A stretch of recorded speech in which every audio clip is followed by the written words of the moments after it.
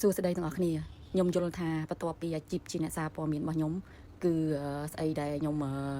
មានភាពក្លាហាននេះគឺប្រហែលជាកីឡាកេនដូនេះហើយមើលទៅទាំងអស់គ្នាខ្ញុំខ្លាចខ្ញុំក្លាហានចុះឈ្មោះប្រកួតទាំងដែលខ្ញុំអត់ទាន់ចេះអីហើយវាជាការជ្រុលខ្លួនមួយខ្ញុំច្រឡំទាំងអស់គ្នាខ្ញុំច្រឡំចុះឈ្មោះក៏ពិតខ្ញុំចុះឈ្មោះហ្នឹងគឺខ្ញុំចុះឈ្មោះថាខ្ញុំគាត់ចង់ចុះឈ្មោះថាខ្ញុំជា supporter ទៅមើលគេហើយខ្ញុំទៅថតរូបដើម្បីយកព័ត៌មានប៉ុន្តែគាត់ជួនអីនៅពេលដែលខ្ញុំចុះឈ្មោះវាអត់ទៅជាចុះឈ្មោះលក្ខណៈបែបហ្នឹងខ្ញុំទៅជាលក្ខណៈចុះឈ្មោះប្រកួត beginner ហើយនៅពេលដែលខ្ញុំឆែកភាសាទៀតទៅខ្ញុំថាចប់ហើយជីវិតហេតុអីខ្ញុំត្រូវទៅចុះឈ្មោះអញ្ចឹងហើយខ្ញុំសុំវិទូ cancel វិញដើម្បីខ្ញុំថាខ្ញុំអត់ប្រកួតទេពួកខ្ញុំអត់ចេះទេខ្ញុំទៅប្រឡងជាប់beginner ហើយខ្ញុំទៅចុះឈ្មោះប្រកួតខ្ញុំវាយមិនទាន់ត្រូវផងតែវិទូប្រាប់ថាអីទេបងចុះឈ្មោះវាយលេងទៅនៅពេលហ្នឹងខ្ញុំមានអារម្មណ៍មួយខ្ញុំគិតថាយើងចុះឈ្មោះហើយអញ្ចឹងយើងត្រូវតែមានទំនួលខុសត្រូវលើទង្វើរបស់ខ្លួនឯងអញ្ចឹងពាក់កៅអៅទៅគេវាយត្មងទៅទាំងអស់គ្នាអញ្ចឹងហើយបានឃើញសកម្មភាពសកម្មភាពទីទៀតសកម្មភាពខ្មាស់គេរបស់ខ្ញុំនៅក្នុងវីដេអូហ្នឹងនៅចុងក្រោយបានខ្ញុំមើលខ្លួនឯងខ្ញុំថាអើយអញខ្មាស់គេណាស់ហើយមិនគួរណាដល់ថ្នាក់ហ្នឹងទេហើយ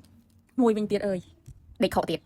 ដូចក្បាលវីដេអូអញ្ចឹងក្បាលវីដេអូគឺខ្ញុំទៅខកប៉ុន្តែទោះបីជាខ្ញុំខកយ៉ាងណាក៏ដោយក៏ខ្ញុំអត់ដែរចោលកាហ្វេខ្ញុំដែរកាហ្វេគឺជា motivation មួយដែលជំរុញលើកទឹកចិត្តរបស់ខ្ញុំឲ្យបន្តបេសកកម្មឬក៏បន្តដំណើររបស់ខ្ញុំបើទោះបីជាខ្ញុំដឹងលទ្ធផលថាខ្ញុំចាញ់ក៏ដោយក៏ខ្ញុំត្រូវតែផឹកកាហ្វេសិនដែរហើយ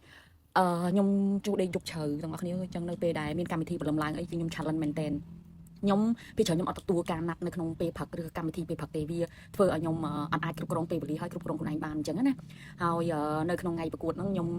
ដាក់ commitment ថាខ្ញុំត្រូវទៅតែបើទោះជាយ៉ាងណាក្តីគឺខ្ញុំនៅតែយឺតដែរហើយទៅដល់រត់បោលឡើងចង់ផ្អើលកន្លែងខ្ញុំអត់ខ្វល់ពីអ្នកណានៅជុំវិញខ្លួនខ្ញុំអ្នកដែលខ្ញុំអត់ធ្លាប់និយាយជាមួយនេះក៏ខ្ញុំទៅនិយាយជាមួយគេសួរនាំគេដែរដោយសារអីដោយសារតែខ្លួនឯងទៅខកហើយមួយវិញទៀតដូចទាំងអស់គ្នាពាក់កៅអៅសឹងតែមិនតាន់ទៅដល់នឹងរត់អ្វីដែលត្រូវធ្វើរត់ទៅសួរវិទូមុនសិនតែដូរឈ្មោះបានអត់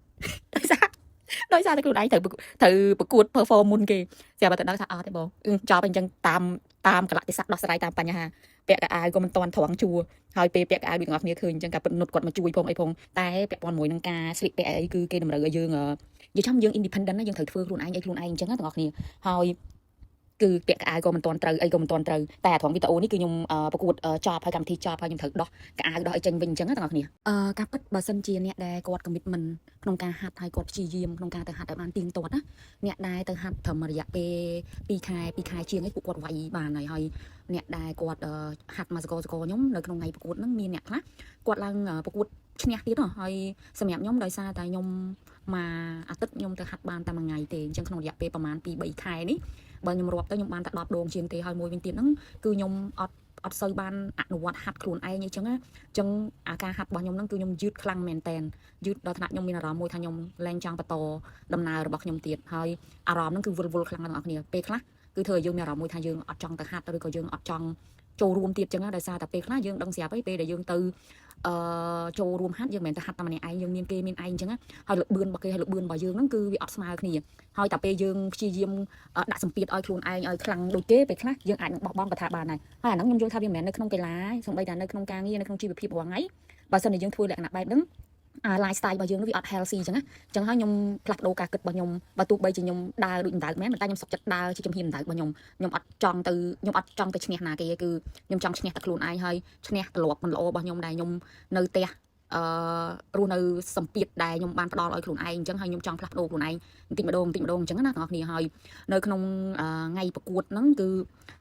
ឺសម្រាប់ដំបូងខ្ញុំមើលគេមិនសូវជាយល់ប្រហែលទេបងប្អូនអើយនៅពេលដែលខ្ញុំចាប់ដើមយករូបយកអីមកទៅសេព័ត៌មានក៏រៀងពិបាកសម្រាប់ខ្ញុំដែរតែខ្ញុំចេះព្យាយាមឆែកមើល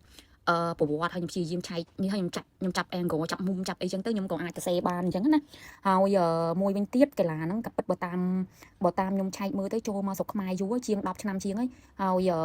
យមានសាធារណជនប្រហែលជាអត់សូវជាស្គាល់ហ្មងតែ community នៃកីឡាកេនដូហ្នឹងគឺភាគច្រើនគេស្គាល់ហើយណាមួយយើងនៅក្នុងហ្នឹងគេមាន superstar មានអីរបស់គេអ្នកដែលបកកាយអីចឹងក្មេងៗអញ្ចឹងជាដើមណាហើយក៏ធ្លាប់បញ្ជូនកីឡាករទៅប្រកួតនៅក្រៅប្រទេសច្រើនដងដែរដូចជានៅក្នុងខែ5នេះក្លឹបគាត់នឹងបញ្ជូនកីឡាករ2នាក់ទៅប្រកួតនៅជប៉ុនអញ្ចឹងណាហើយអ្នកទាំងអស់គ្នាវីដេអូរបស់ខ្ញុំឲ្យមើលល្អមើលមែនតើខ្ញុំមើលម្ដងខ្ញុំនិយាយចំខ្ញុំមានអារម្មណ៍មួយថាខ្ញុំខ្មាស់ខ្លួនឯងខ្ញុំមិនសឹងហ៊ានមើលវីដេអូខ្លួនឯងប៉ុន្តែខ្ញុំប្រាប់ខ្លួនខ្ញុំថាខ្ញុំត្រូវតែ confident ក្នុងការមើលចំណុចអាក្រក់របស់ខ្លួនឯងហើយ improve ខ្លួនឯងអញ្ចឹងណាពីព្រោះអីជាធម្មតាយើងរៀងចាស់អញ្ចឹងអាការគិតរបស់យើងនិងអាការនេះរបស់យើងមិនល្អប្រសើរហ្មងនេះទាំងអស់គ្នាអូខេវីដេអូមានប៉ុណ្ណឹងទាំងអស់គ្នា